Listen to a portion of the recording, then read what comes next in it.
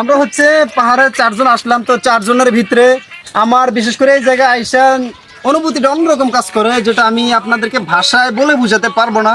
তো আমাদের সাথে আরো যে 4 জন আছে, আমি একজন একজন করে তাদেরকে জিজ্ঞেস করব এই পাহাড়ে এসে তাদের অনুভূতিটা কিরকম। আসেন। আসসালামু আলাইকুম। ওয়ালাইকুম আসসালাম ভাই। হ্যাঁ ভাইয়া, উপরে যে আসলেন অনুভূতিটা কিরকম আর কি, যদি আমাদের সাথে একটু শেয়ার করতেন, তাহলে যে দর্শক ভাইরা আছে সবাই মনে এতটুকু সাহস করতে, এতটুকু আনন্দ পাইতো যে ওরা ঘুরতে গেছে, যদি আমরাও যাইতাম তাহলে আমরা অনেক কিছু দেখতে পারতাম, অনেক কিছু শিখতে পারতাম।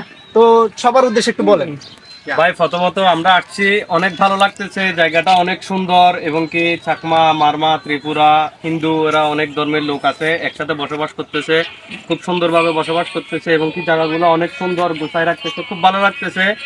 আর সবচেয়ে বড় কথা হচ্ছে মানুষ সুখের জন্য, শান্তির জন্য সাগর পাড়ে যায়।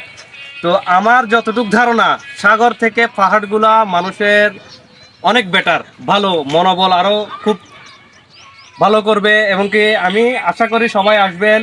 এখান থেকে বেশি দূরে না, আবুল খায়ের স্টিল মিলের পাশে রেল লাইন ধরে একটু সামনে আসলে ভাবে ডান পাশে যাওয়ার মতো অনেক জায়গা আছে, সবাই আসি ঘুরে যাবেন। আমার থেকে খুব ভালো লাগতেছে ভাইয়া। আচ্ছা ঠিক আছে ভাইয়া, ধন্যবাদ।